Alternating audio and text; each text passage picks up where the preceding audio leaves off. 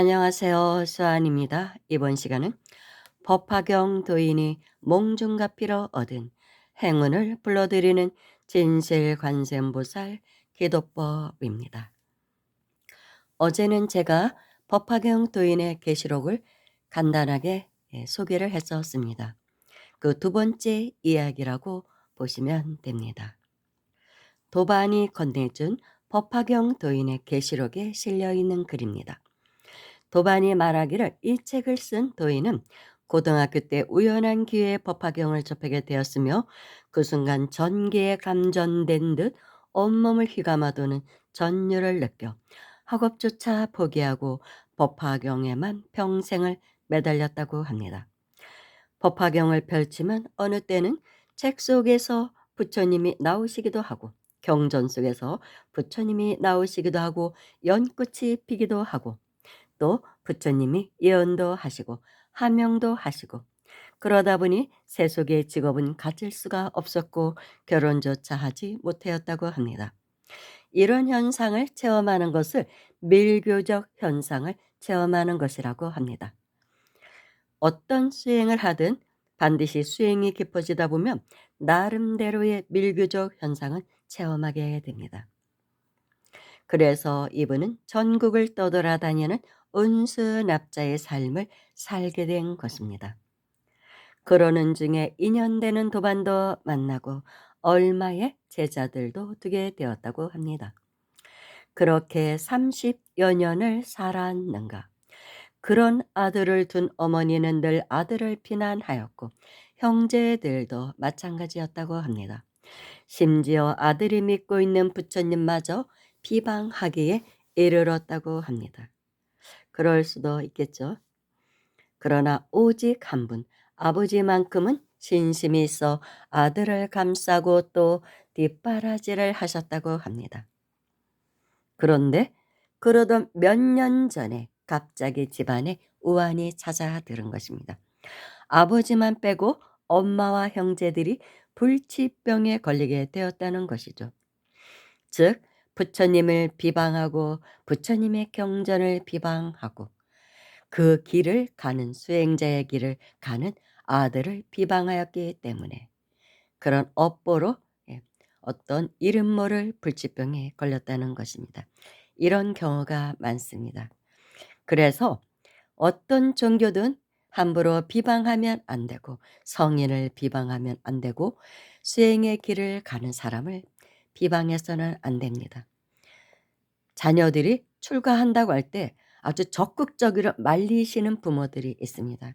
근데 별로 좋지를 않습니다. 말리지 않는 게 좋습니다. 사실은 얼마나 수승한 길을 가는 것인데요.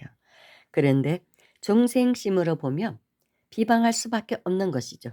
중생심으로 바라보니까. 그런데 법계에서는 반드시 그 대가를 받는다는 것을 많이 저는 봤습니다. 그런 사람들을 많이 봤어요. 하여 도인은 아무리 기도를 하여도 가족의 병은 업병인지라 차도가 없었다고 합니다. 그를 비관한 도인은 자신의 처지가 한없이 서글프고 또 절망하여 삶의 의욕을 잃어갔으며 모든 것이 자신의 탓이라 여겨 차라리 조용히 죽어버리자 생각하고 시리에 빠져 있을 때 한날 꿈에 관세음보살님이 나타나시어 그를 타이르시며 그가 지금 왜 그런 상황에 처하게 되었는지를 말씀하시며 모든 액난을 벗어날 수 있는 기도법을 전해 주시며 열심히 정진할 것을 당부하셨다고 합니다. 하여 도인이 그대로 해보니 정말 효험이 있던지라 책으로 내어 지인들에게 건네주게 되었다는 것입니다. 조금은 황당하기도 한 이분의 책을 읽으면서 저는 거짓이 아닌 진심을 느꼈습니다. 그분의 꿈속에 관세음보살이 나타나셔서 하신 말씀이 꾸며낸 이야기로는 들리지 않았으며 그렇게 몽중에 받아드는 경전으로는 유명한 몽수경이 있기 때문입니다. 고안경이라고도 하죠. 몽수경이라고도 하고 그리고 제 개인적인 생각이지만 저는 수많은 진원이나 다란이의 대부분은 수행자가 삶의 속에서 불보살림을 만나 얻어들은 것으로 생각합니다. 그냥 만들어진 것이라고는 생각지 않습니다. 왜냐하면 삶의 속에 들어가면 시공간을 초월한 세계니까 과거 세의 부처님도 직접 만날 수가 있는 것이죠. 시공을 초월한 세계니까요.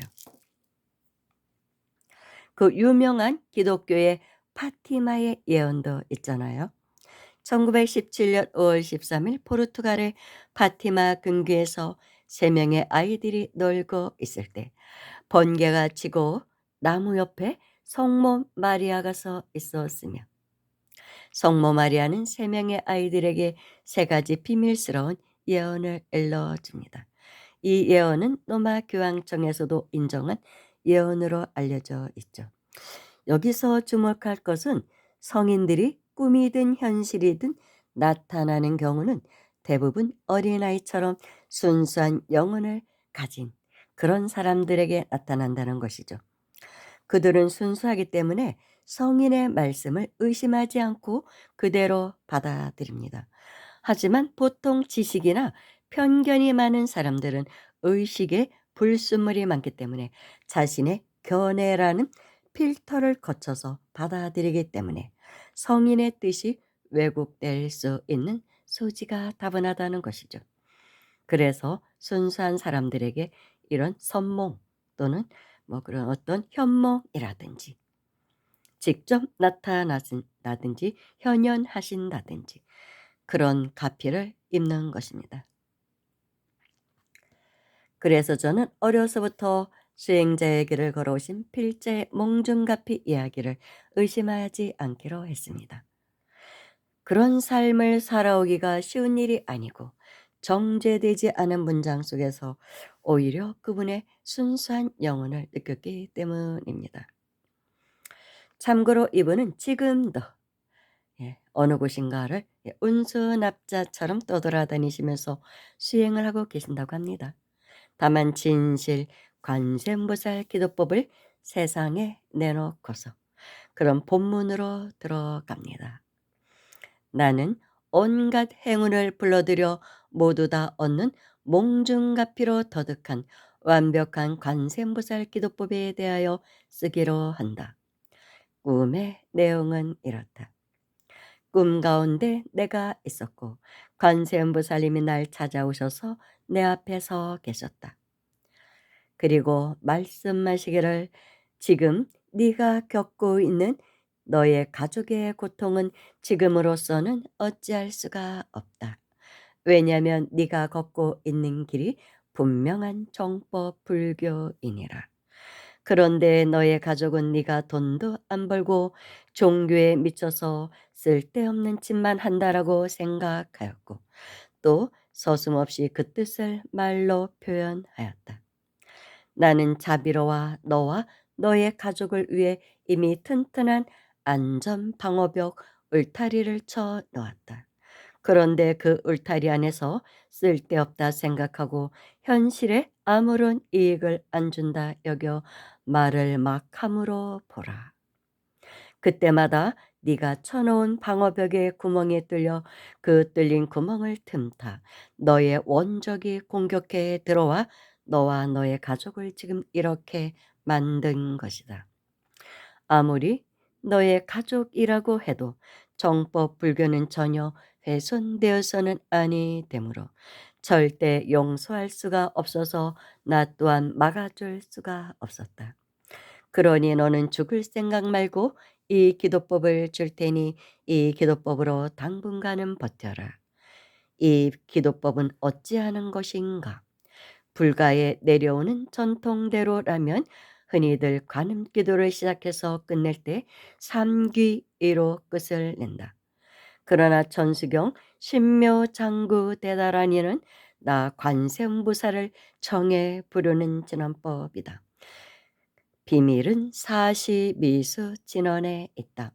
사시미수 진언을 소리내어 읽으면 네 주변에 있는 함께 사는 온갖 생명체들이 네가 내는 진언을 듣고 크게 기뻐해 무한히 환희심을 일으켜서 42수 진언을 소리내어 읽어준 너에게 크게 감사해 하며 너를 따라다니며 어떻게든 고마움의 표시로 너에게 행운을 끌어다 줘서 네가 행복해하는 모습을 지켜보고자 한다.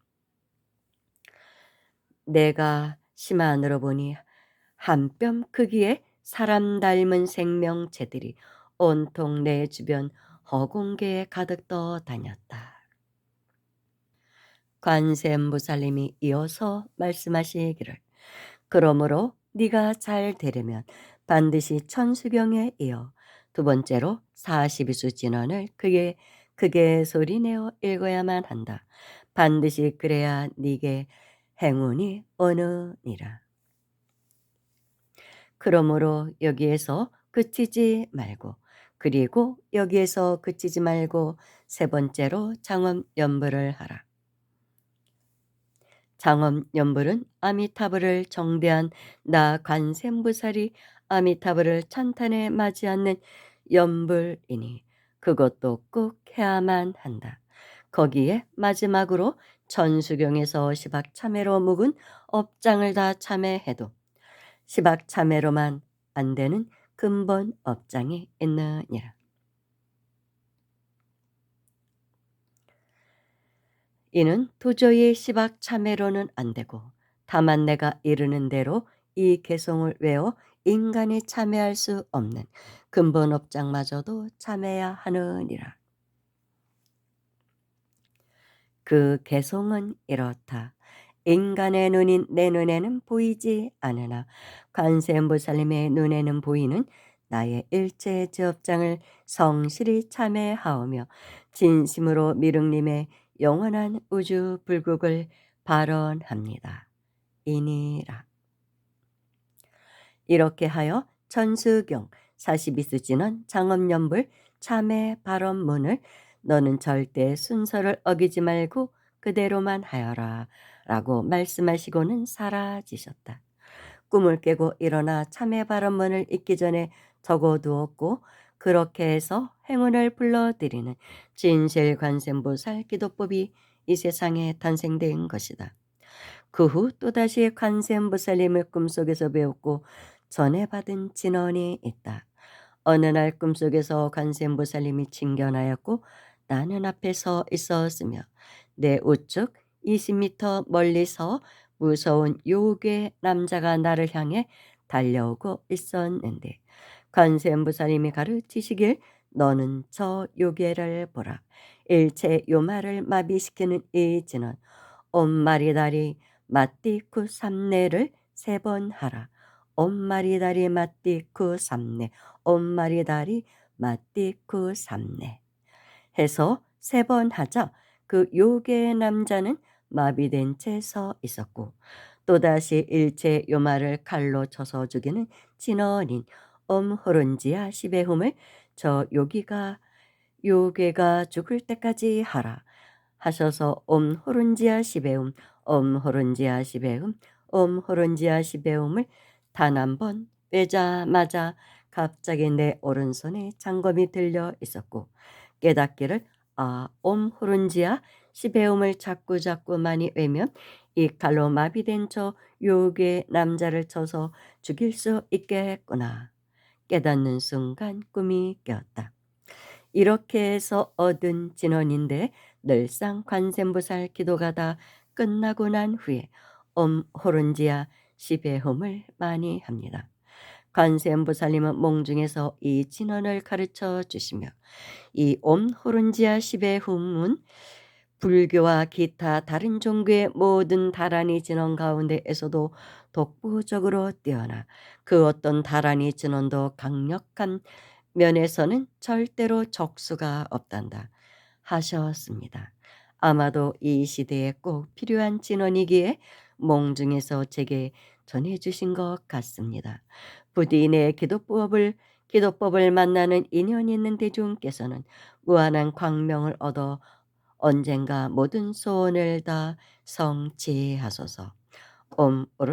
옴 호론지아 시베흠 옴 호론지아 시베흠 옴 호론지아 시베흠 아주 처음 듣는 진언이죠. 예. 네, 아무튼 꿈속에서 그렇게 전해받았다고 합니다. 네, 이런 진언도 시대에 맞게 그 시대에 필요한 진언이 나온다고 합니다.